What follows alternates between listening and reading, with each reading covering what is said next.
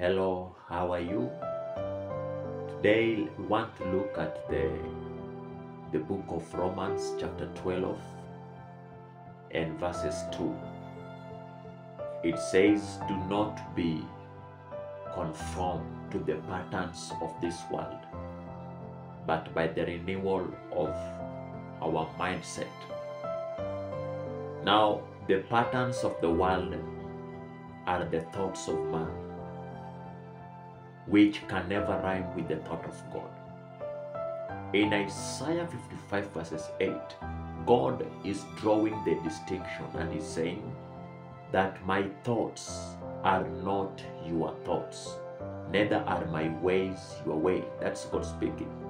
And again, he goes ahead and says that as far as the heaven is far away from the earth, so is the thought of God far away from our thought. So they can never rhyme.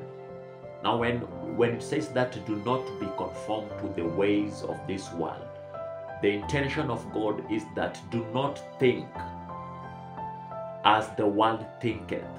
Now when we come to the things of God, or when we walk with God, God expects us to abide by his thought only.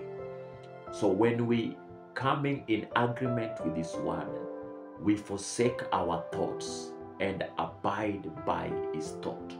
Now, when we have our thoughts in the things of God, then we are going against Isaiah 55 and verses 8. So the first step, we have to unlearn to learn. We filter what was in our thoughts or in our mind, then we acquire a new mindset. That is the mindset of God.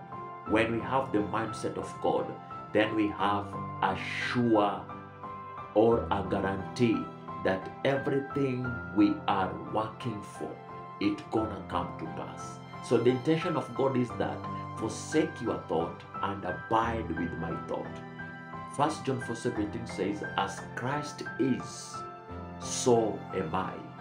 And Paul is coming to conclusion in Galatians 2:20, and he's saying, I have been crucified with Christ. I'm no longer living. Is Christ living in me?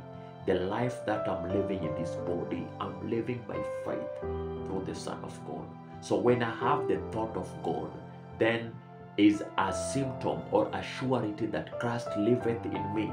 Now when he lives in me by his thought, then the thought of God will give me a mouth and wisdom, courtesy of Luke 21:15, where he says, I will give you a mouth and wisdom so that your adversaries will not be able to contradict you nor understand you.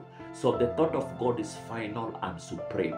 When we have it even before our situation, then we will manage everything.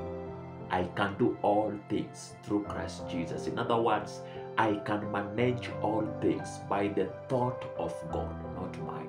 So Paul is making a conclusion and says, do not be conformed to the pattern of this world, but by the renewal, we must unlearn to learn. For the old has gone and the new has come. Shalom, shalom. God bless you.